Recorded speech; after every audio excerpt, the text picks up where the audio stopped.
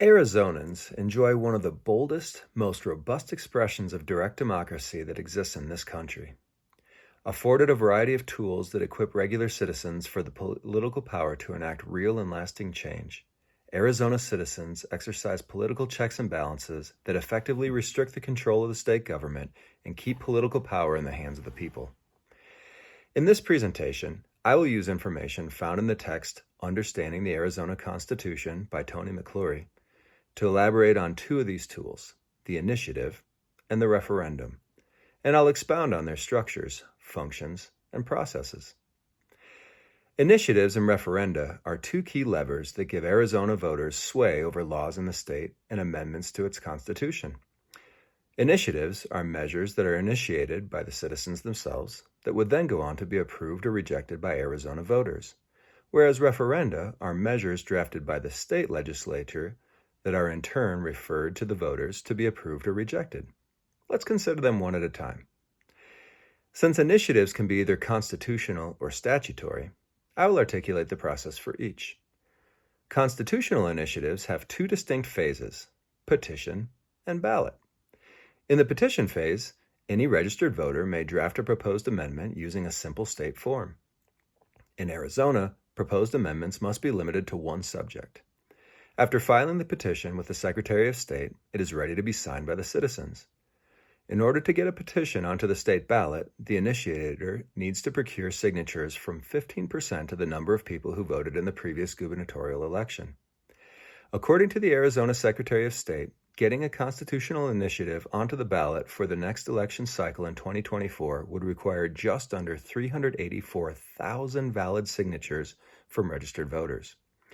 While this may seem like an insurmountable obstacle, that 15% threshold was chosen to prevent the introduction of proposals that lack public support.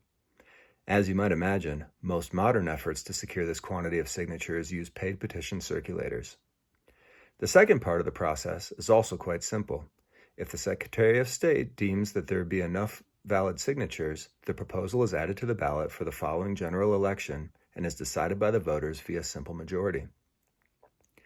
Statutory initiatives are proposals made by citizens to write and enact everyday laws or modify or repeal existing laws.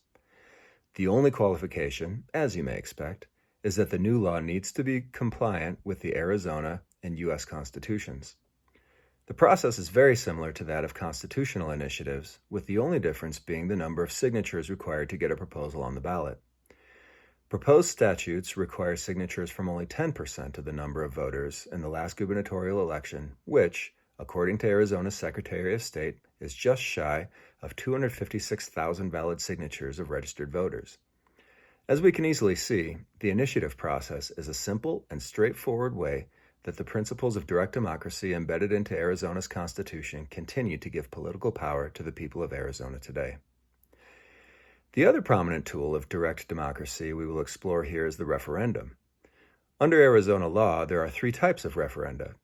As with initiatives, referenda can concern constitutional amendments or proposed statutes and are voted on by Arizona's citizens.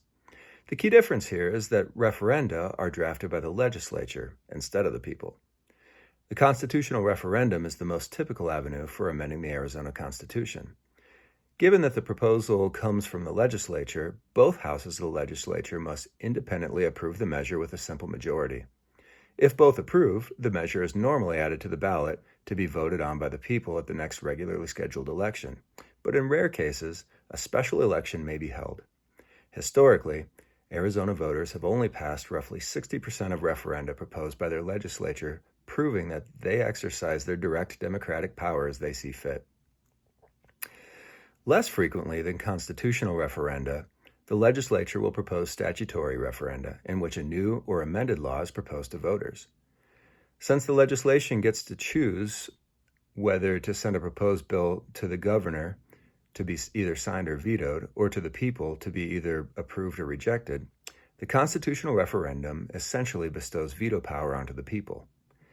While infrequently employed, a legislature may choose a statutory referendum instead of sending a bill to the governor if they believe the bill has a greater chance of being approved by the voters than by the governor, or if the bill is particularly controversial and the legislature knows they need buy-in from the voters. The last type of referendum is the popular referendum, which Arizona citizens can use to block a bill that has been proposed by the legislature and signed by the governor. To do so, the people must procure valid signatures from 5% of the number of voters in the last gubernatorial election within 90 days from the bill's passing. If successful, the bill is not enacted into law and is instead added to the ballot of the next regularly scheduled election, wherein the voters decide by popular vote if the bill should pass or fail. There are 3 types of bills immune from popular referenda: laws with emergency clauses, laws necessary to support government, and new tax laws. Clearly, both through initiatives and referenda, Arizonans are embracing the liberties afforded them under the direct democracy outlined in their Constitution. Some benefits of this direct democratic process for Arizonans have been the capacities to reform government, to combat government influence from wealthy special interest groups, to have bargaining power with the governor, and to give a voice to marginalized groups. Some perceived drawbacks have been that the average modern citizen may lack the political acumen or interest to make wise political decisions, that it can actually be susceptible to influence of wealthy special interest groups and may be unfair to minority causes, that it can be exploited by non-Arizonans looking to pursue a national agenda, and that initiatives written by citizens may at times be too extreme or poorly constructed to be effective. With plenty of opinions on each side of the issue, it's clear that these principles of direct democracy don't always flesh out perfectly for Arizonans, but at least they have the freedom to assess and correct course as they see fit and ultimately bear responsibility for their own outcomes. Thank you.